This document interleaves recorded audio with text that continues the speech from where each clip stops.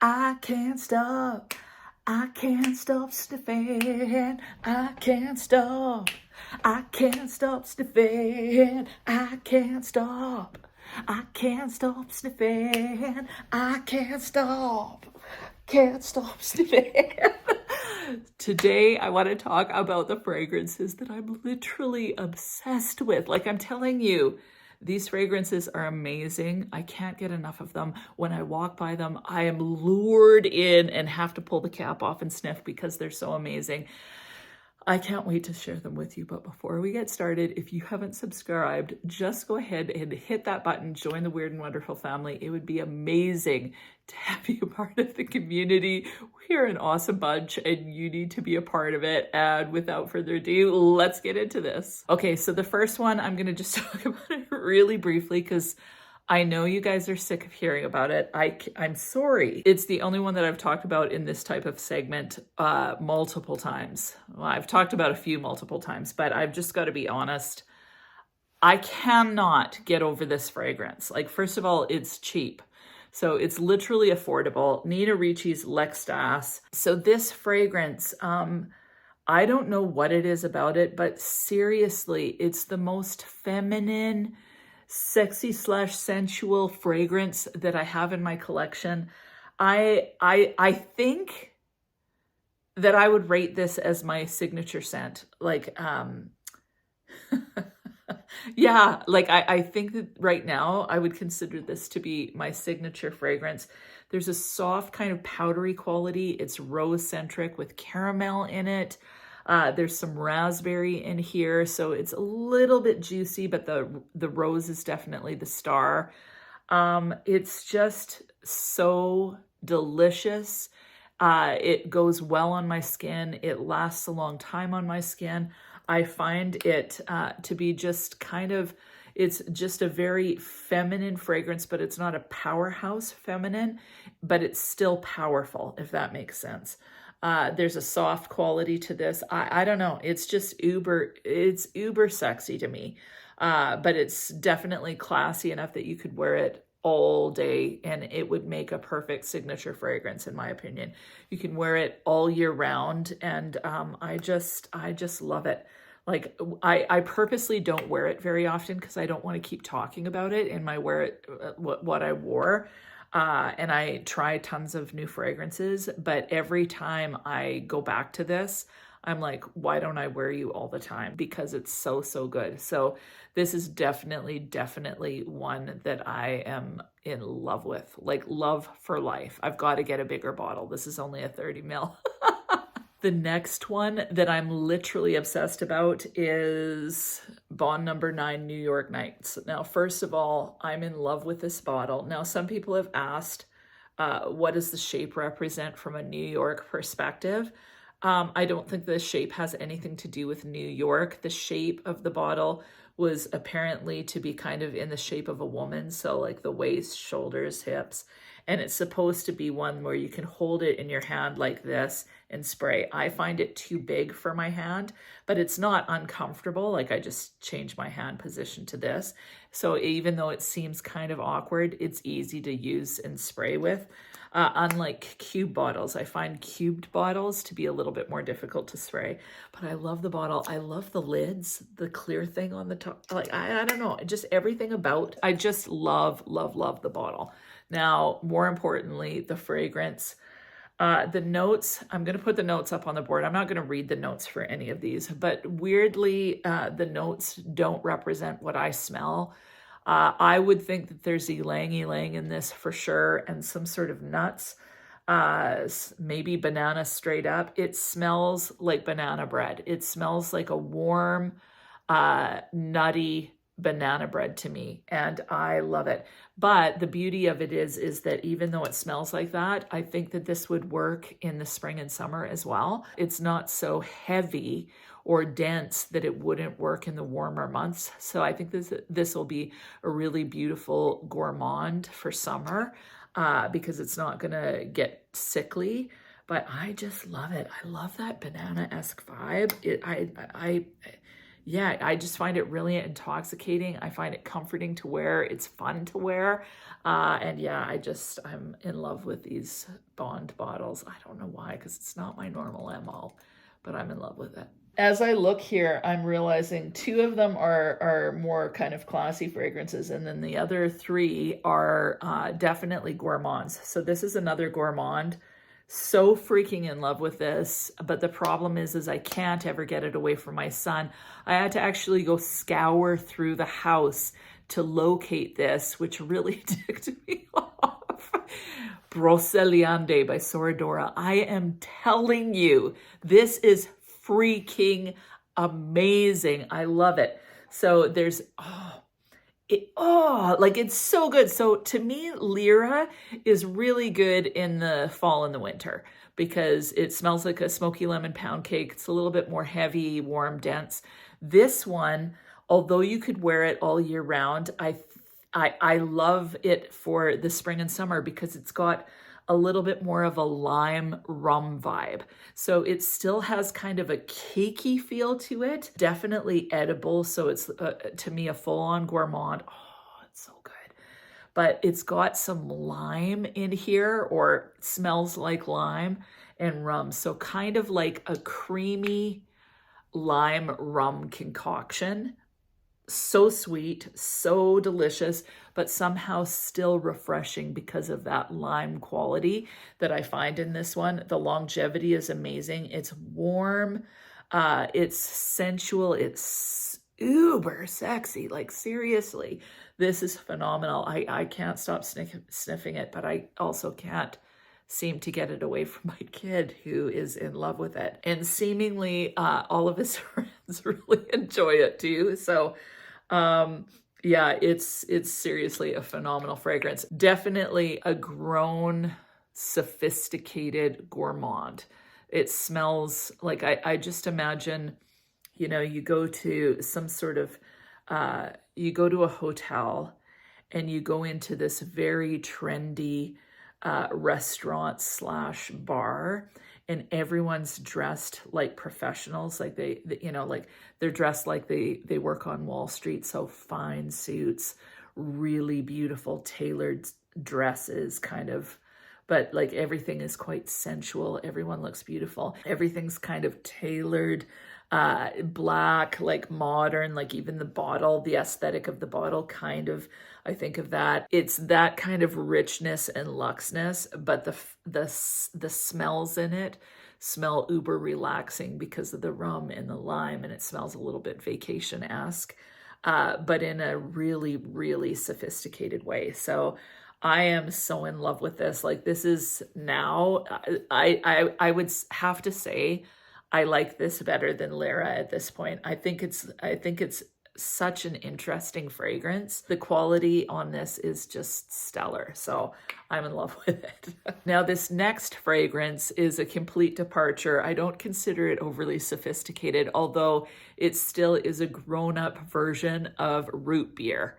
And it is Acqua di Parma's Mandorlo de Sicilia. This is the first Acqua di Parma I've smelled, and now I want to smell them all. Oh, it is so happy. Like this is the happiest of fragrances. It brings me back to my childhood, but it doesn't smell juvenile. So I've said this several times. It reminds me of a Bonnie Bell root beer lip smacker that came out in the 80s. I like slathered my lips in it, and then basically I just lick it off because I don't know if it tasted like root beer, but I just love the smell so much.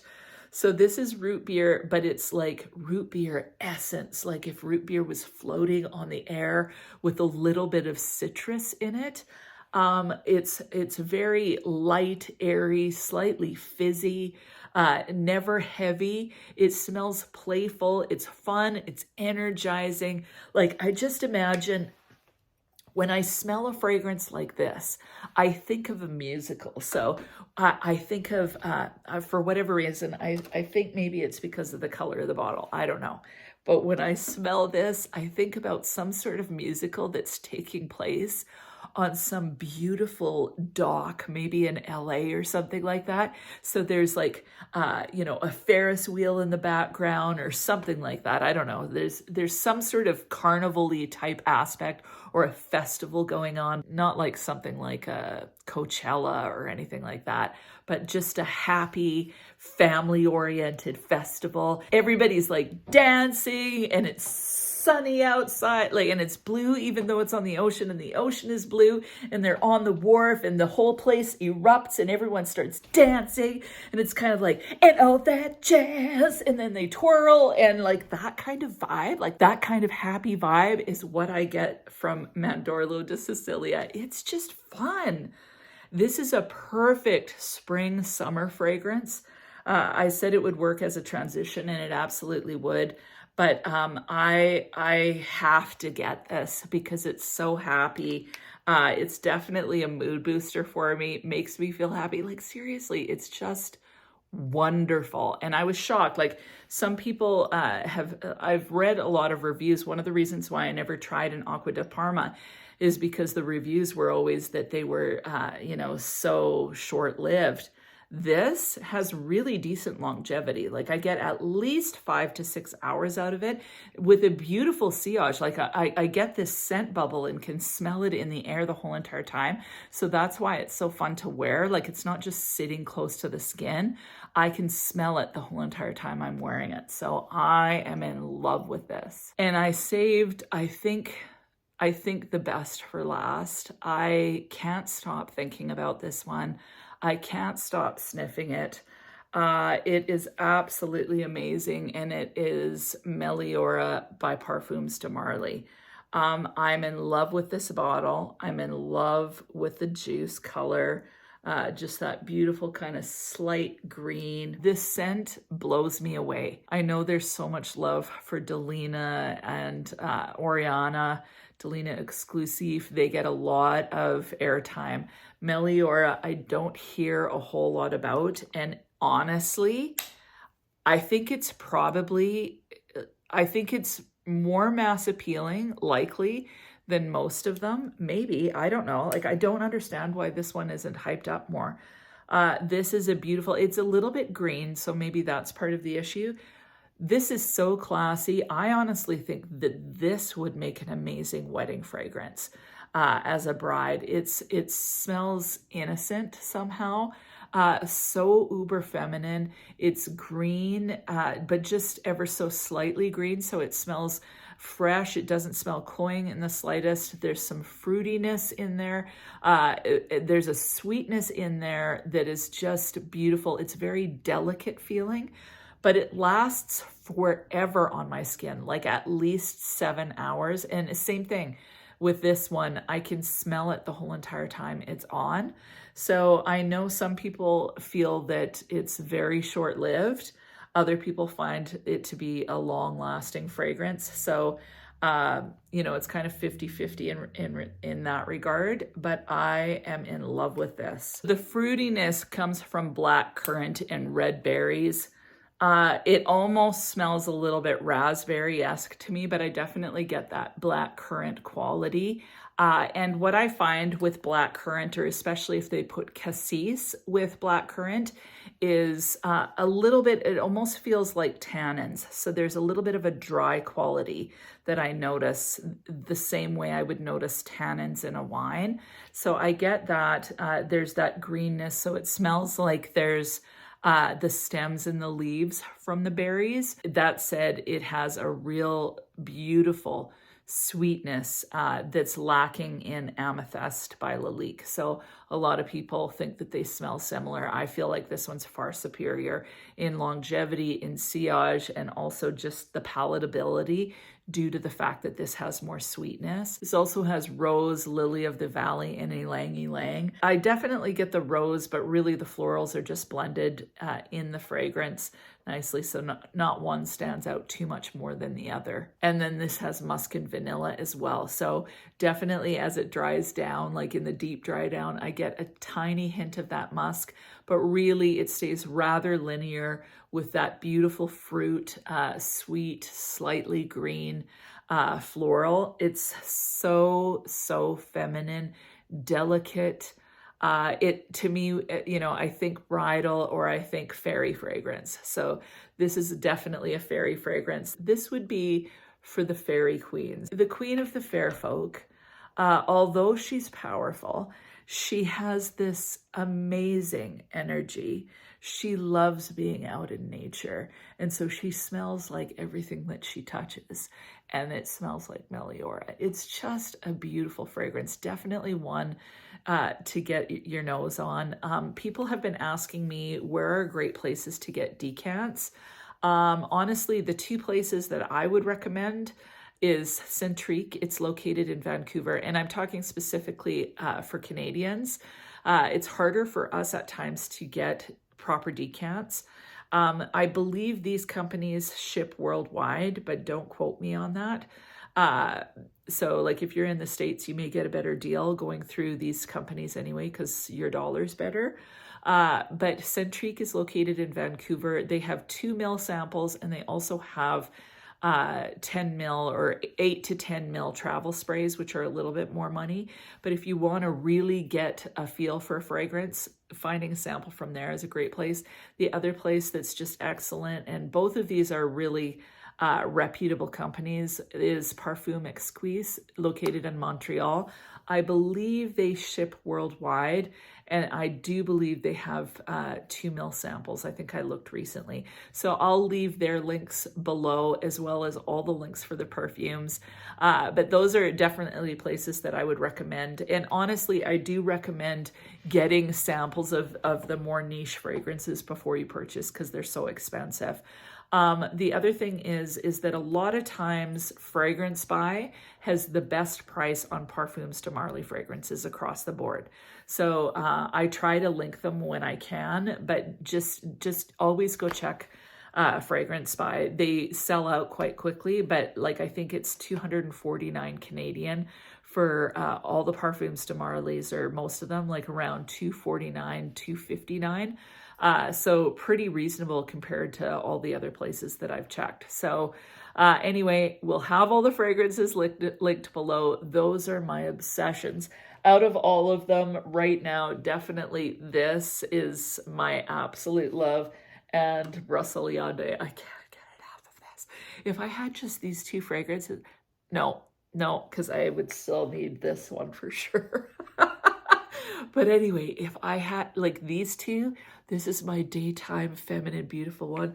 This is my kind of naughty one, but it also works to be like comforting and just fun. So anyway, those are my absolute obsessions right now. Can't get enough of them. Cannot stop sniffing them. What about you? What are your obsessions right now? Please leave them in the comments. If you've tried any of the ones that I have tried, weigh in, tell us your thoughts. It's always good for people to hear other opinions, even if they don't agree with me. Like seriously, guys, it's so good for us to have conversation, because the perfume is so subjective. So leaving the comments, even if you don't agree with my take on it, is great, because then people get an overall more rounded view. So that is it. I hope you have an amazing week, and we'll talk to you soon.